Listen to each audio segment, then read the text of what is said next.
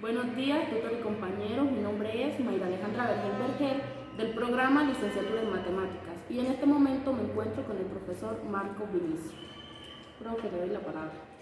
Muy buenos días al tutor en matemática y al programa en licenciatura en matemática. Estamos acá en el Colegio Santa Bárbara del municipio de Ábrego y con mucho gusto voy a ceder estas palabras a mi exalumna Mayra. Profe, en este momento quisiera que nos hable sobre, los aportes que hicieron las civilizaciones en las matemáticas, pero específicamente la civilización griega. Bueno, a ver, tenemos que partir de un hecho. Los griegos fueron personas que se interesaron mucho en la parte específicamente de la matemática. Claro que ellos también eran filósofos, eran personas que les gustaba estudiar mucho el cosmos, el universo, pero específicamente ellos dieron grandes aportes a la matemática. Vamos a hablar de un personaje que es el que más me gusta a mí, que siento un aprecio grandísimo, porque es una mujer, y vamos a hablar de Hipatía. Hipatía vivió entre los años 415 y 370 a.C. ¿Por qué vamos a hablar de Hipatía? Porque Hipatía, ella era la directora general de la biblioteca más grande que ha habido en la humanidad, imagínense, antes de Cristo. Ella era directora de la biblioteca de Alejandría, allá en Alejandría. Y en ese momento, mire que estamos hablando casi 370 años antes del nacimiento de Cristo. Estamos hablando de la época antigua.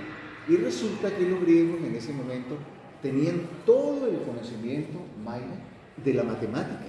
De lo que trabajamos hoy en día, ya ellos no tenían ese conocimiento. Conocían mucho de física, conocían todo. Inclusive ellos se dedicaban mucho a la astronomía en ese entonces. O sea, no solamente en la matemática, sino que se desempeñaban en la física, en la parte de la astronomía, hicieron muchos aportes. Pero ¿qué pasó? Como siempre, hay un pero. Porque es que el desarrollo de la humanidad viene desde el año 1400 con Nicolás Copérnico.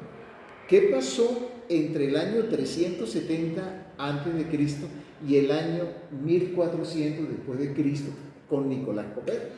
Porque la ciencia que tenemos hoy, la matemática que tenemos hoy, viene de 1400 más o menos, lo que tenemos ahora. Porque los árabes, como allá peleaban mucho por cuestiones religiosas, entonces los árabes consideraban a esta gente matemática como brujos, imagínate. Y los mataban, los masacraban y acabaron completamente con la biblioteca de Alejandría. Y al acabar con la biblioteca de Alejandría, automáticamente acabaron con todo el conocimiento. Entonces, desde Cristo hasta 1400 se llama la época del oscurantismo. La ciencia se oscureció, se tapó. Entonces ahí empezó a reinar fue la religión. La Iglesia Católica era la que colocaba los principios y hasta 1400, imagínate Mayra, volvimos atrás y la Iglesia propuso que la tierra era plana, donde los de Alejandría sabían ya que la tierra era redonda. Entonces entramos en un periodo de oscurantismo hasta que llegó la época de 1400 con Nicolás Copérnico, que propuso nuevamente el sistema heliocéntrico, el sistema geocéntrico, que la Tierra era el centro y el resto giraba alrededor de la Tierra. Luego, posteriormente, vino Kepler, y Kepler dijo que no, que la Tierra no era el centro, y propuso el modelo heliocéntrico, o sea que el Sol era el centro y los planetas giraban alrededor de la Tierra. Bueno, entonces podemos sacar una conclusión, Mayra, que los griegos fueron increíbles en todo. Y no solamente en la matemática, sino en la literatura. Mirá que todas esas odas impresionantes que tenemos en la literatura vienen de los griegos. Profe, y acerca del personaje histórico Pitágoras, ¿qué nos puede contar usted? A ver, Pitágoras, pues él vivió entre los años 585 al 500. ¿Por qué digo 585 al 500? Porque en el Antiguo Testamento, o sea, en la era antigua, los años venían decreciendo. O sea, primero fue 585 y luego 500 hasta llegar al 0, que lo ubicamos con el nacimiento de Cristo. Y de Cristo ya los años empezaron a aumentar. Listo. Como vamos ahora en el 2022 a partir de Cristo. O sea, los años han sido sumados. Bueno, entonces, como dije anteriormente, Pitágoras vivió entre los años 585 y 500.